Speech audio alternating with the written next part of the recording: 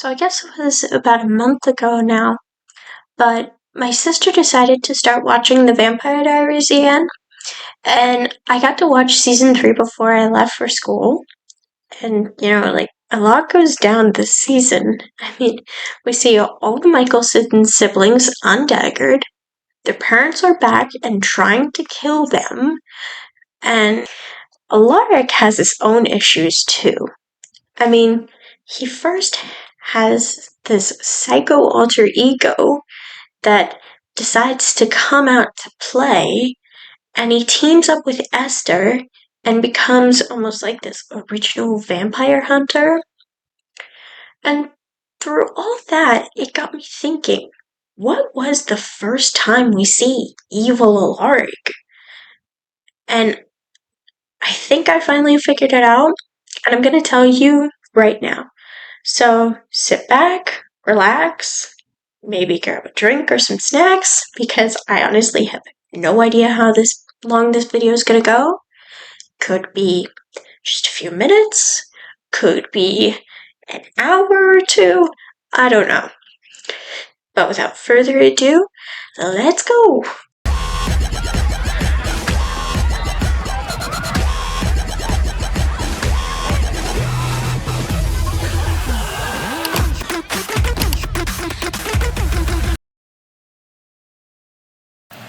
Vampire Diaries is a book series written by L.J. Smith. The show first aired in September of 2009 and ended March of 2017, and is so popular that it had 2 spin-offs come out of it. So throughout the show, we were introduced to so many different characters that we've come to know and love. One of these characters being Alaric Saltzman. We first meet Alaric in Season 1, Episode 9, as Mystic Falls' new high school history teacher. After, well, you know. Catherine is dead. And you hate me because you loved her. And you torture me because you still do. And that, my brother, that is your humanity. Salvatore! What the hell? We got a game to play. That's my humanity. And what's this? No!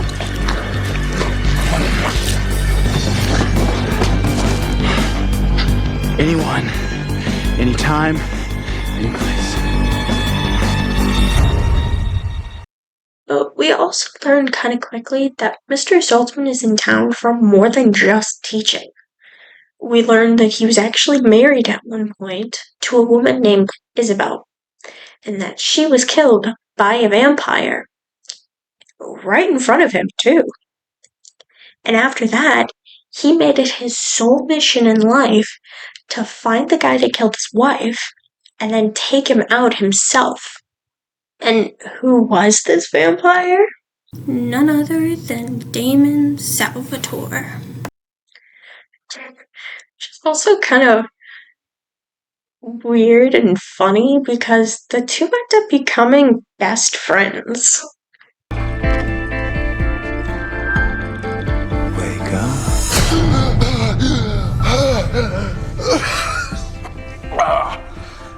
Wow. Took a bit longer than usual, huh? I'm gonna get that ring checked. Hope it's not going bad. You killed me.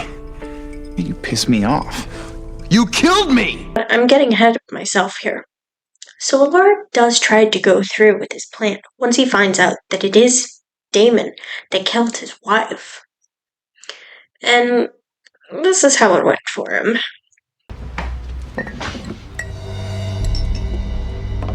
Are you really this stupid?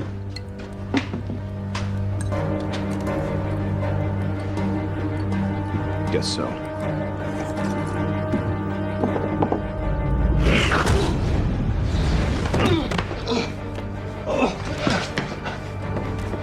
You gonna put down the stake? Wow. It's courage. Where's Isabel?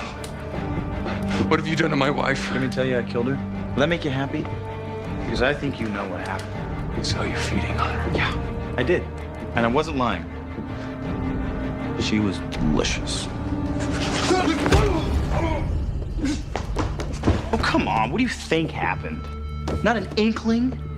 Never considered the possibility? I turned her. Why? She came to me, all pathetic, looking for vampires. There's something about her. Something I liked. Something special. You turned her because you liked her. No, I slept with her because I liked her. I turned her because she begged me to. Yeah. But you knew that too, didn't you? I guess she wasn't happy at home. Wasn't happy with life in general. Wasn't happy with you.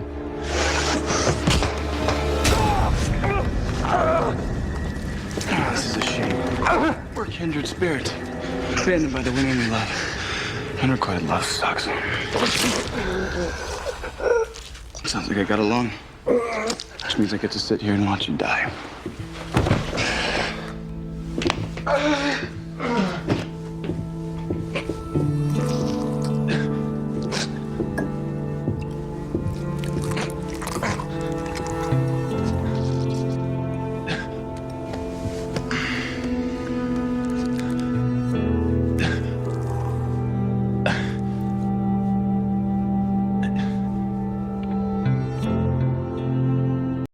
Now at this point, Alaric is human, and he didn't have any vampire blood in his system when he went to confront Damon.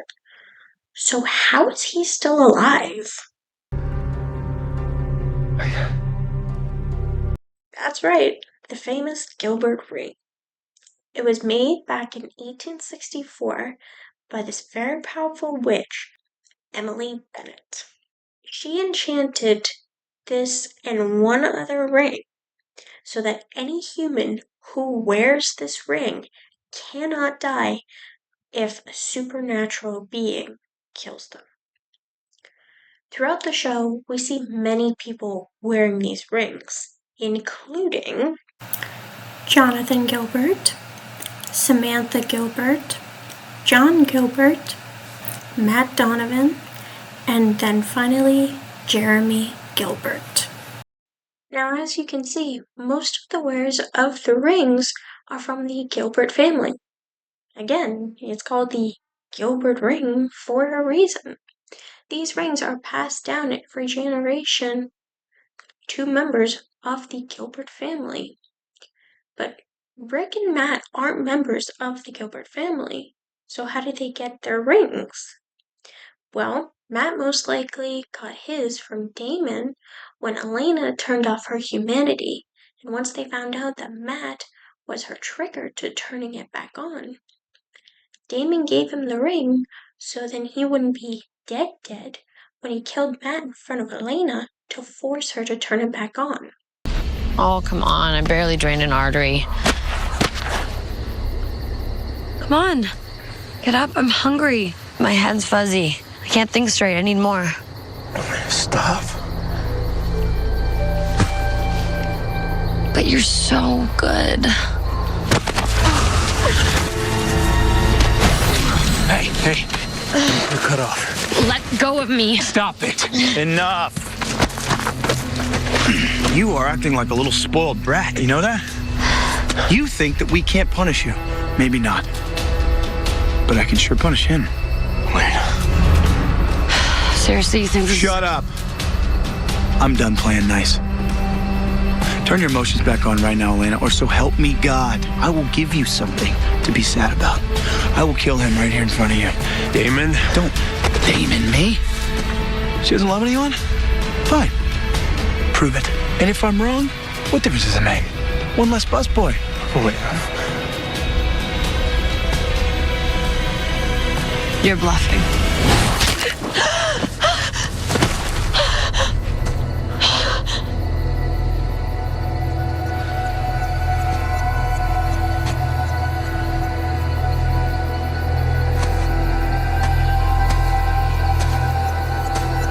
How about now? You feel anything now? You angry I just turned your buddy into roadkill? Or are you sad that the guy that everybody loves is just a bag of bones. Remember when he was a little kid? Huh? Warm heart, big goofy smile, his whole life ahead of him.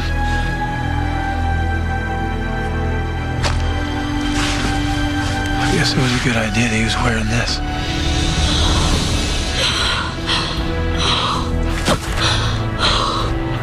Oh my God, Matt.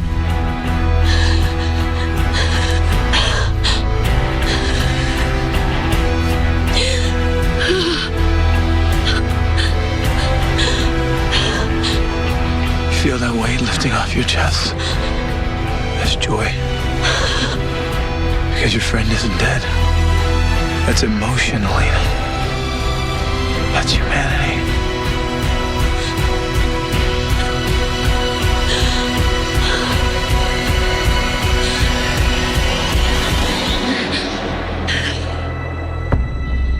But how did Allard get his ring? Well, his is a bit more complicated.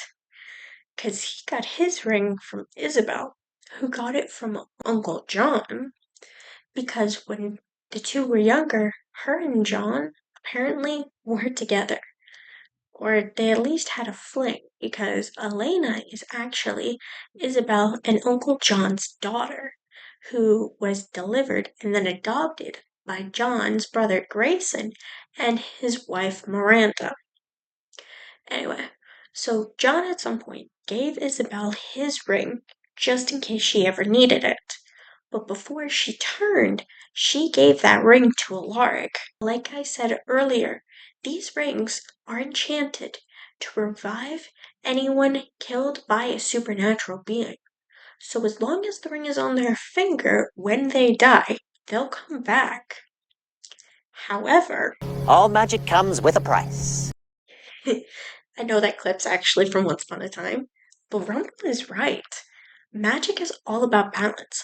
The bigger the spell, the higher the consequences will be. So what exactly are the consequences in this case?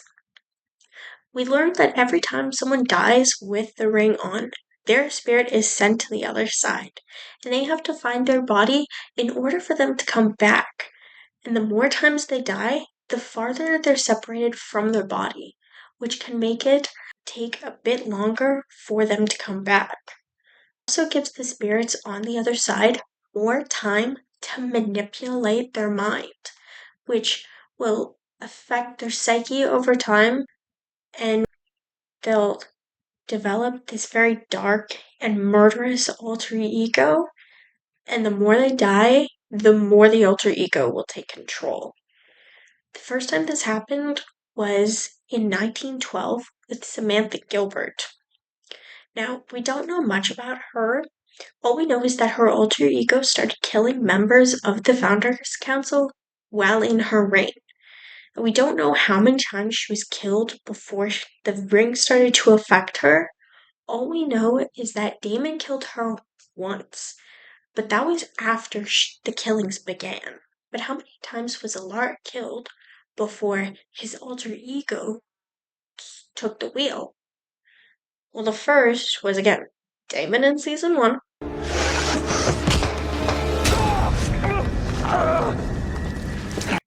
Then there was the werewolf in season 2.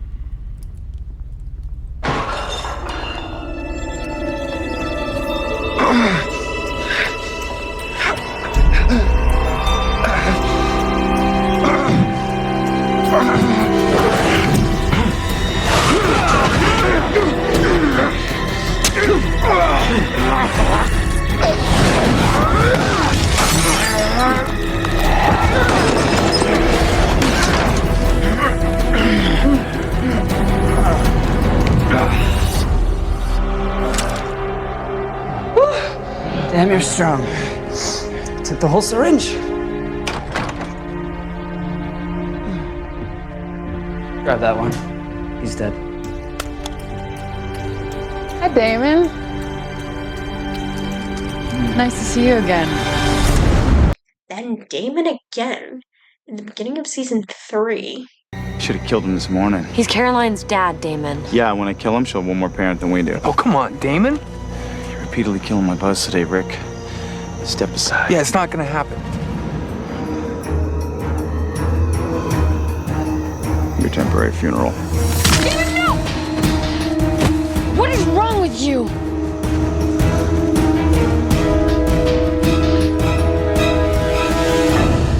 Then, just a few episodes later, he was hit by a car with one of Klaus's hybrids behind the wheel. What is he doing? Oh my god. Jeremy! Jeremy! Jeremy, move!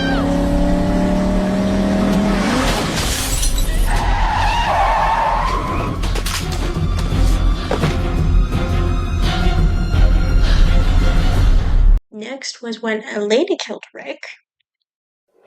Rick! Oh my god. Oh my god, oh my god, oh my god. You didn't leave and he's lost too much blood. I'm gonna call 911.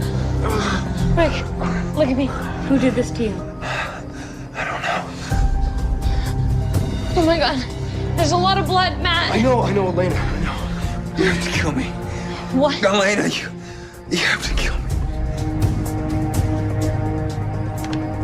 Wait, Matt, hang up. Hang up. He's right. If he dies a supernatural death, then he'll come back to life and he'll be healed. Well, how do you know who did this is supernatural? That's what he's saying. We don't, but... I'm a doppelganger. That makes me supernatural. Elena, no, this is messed up. He's dying, Matt.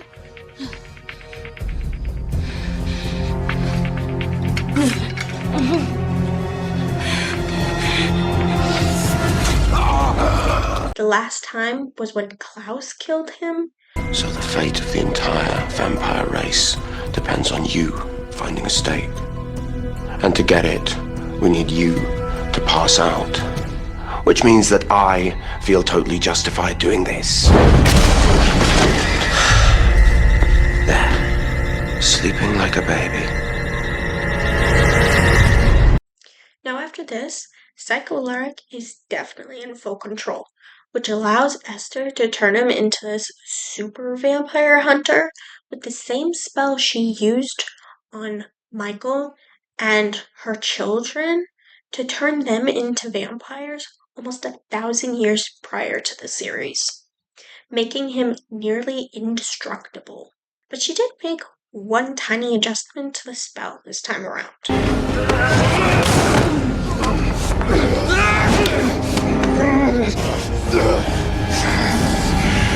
Stop! Let him go or I'll kill myself. Put it down, Elena. Why? Because you still need me alive? There's a reason why Esther used me to make you, isn't there? She didn't want you to be immortal, so she tied your life to a human one. Mine. That way you have only one lifespan to kill all vampires and then you'll be gone. So when I die, you die too. That's it. It has to be. You're wrong. Am I?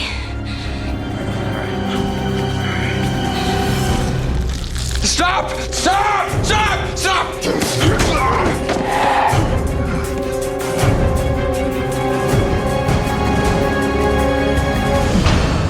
Which brings us to Alaric's final death when Elena dies in the final moments of Season 3.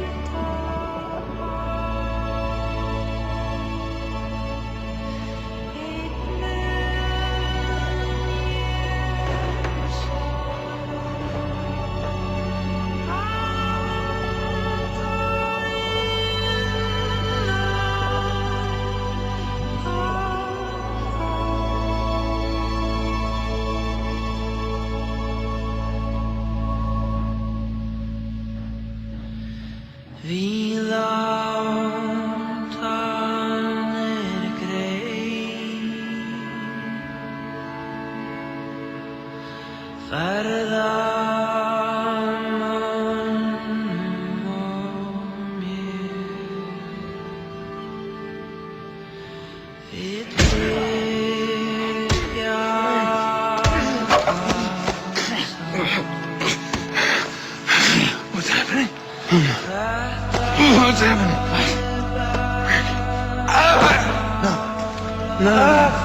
No. Rick. No. Rick. You are not dead. You are not dead. Man, where are you guys? You should have been back by now. Jeremy.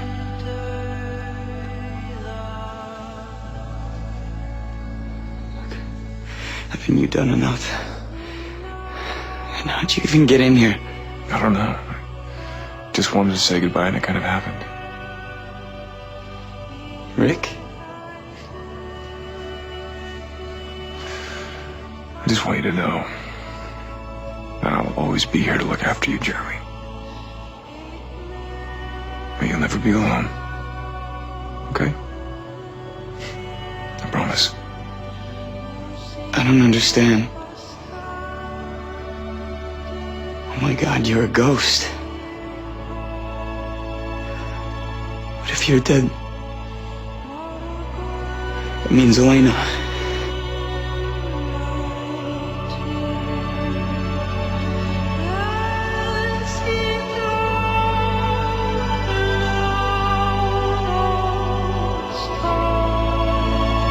However, I'm not here to talk about when the psycho Rick took control.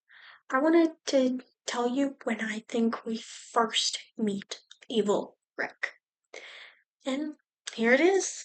I understand where you're coming from, but The Gilbert family is a founding family, and they deserve to have a voice on the council. I'm taking care of them. I should be that voice. that's not the way it works, Mr. Saltzman. Oh, really? Well, then tell me how it does. The council's job is to protect the people of this town. Now, your daughter's a vampire, and your son's a werewolf. So who's looking after the actual people?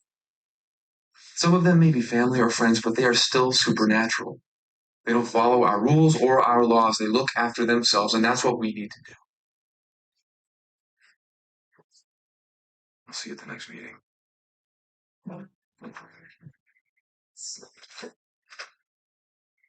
This was the end of Season 3, Episode 4, only after his third death. But the reason I think it's the first time we see Evil Alaric is because he's trying to get onto the council that the main goal is to kill all vampires, which would include his best friend, Stefan, Caroline, who is one of Elena's best friends, and possibly even Tyler, who is part vampire at this point. But these are all people who Alaric cares about. They're all his friends, his family. There is no way that if Alaric was in his right mind, would he ever try to join this council, no matter how mad he is at Damon, or how many times Damon kills him. But what do you think? Am I right? Am I wrong? Let me know what you guys think in the comments. But that about wraps up today's video. Thank you so much for watching. If you liked what you saw today, click that thumbs up. And if you haven't already, please subscribe and ring that bell to get notified about all my upcoming videos, shorts, etc. And if you have any ideas for videos you'd like to see in the future, put them down in the comments too. I'm always welcome to suggestions. Again, thanks for watching, and I'll see you in the next video.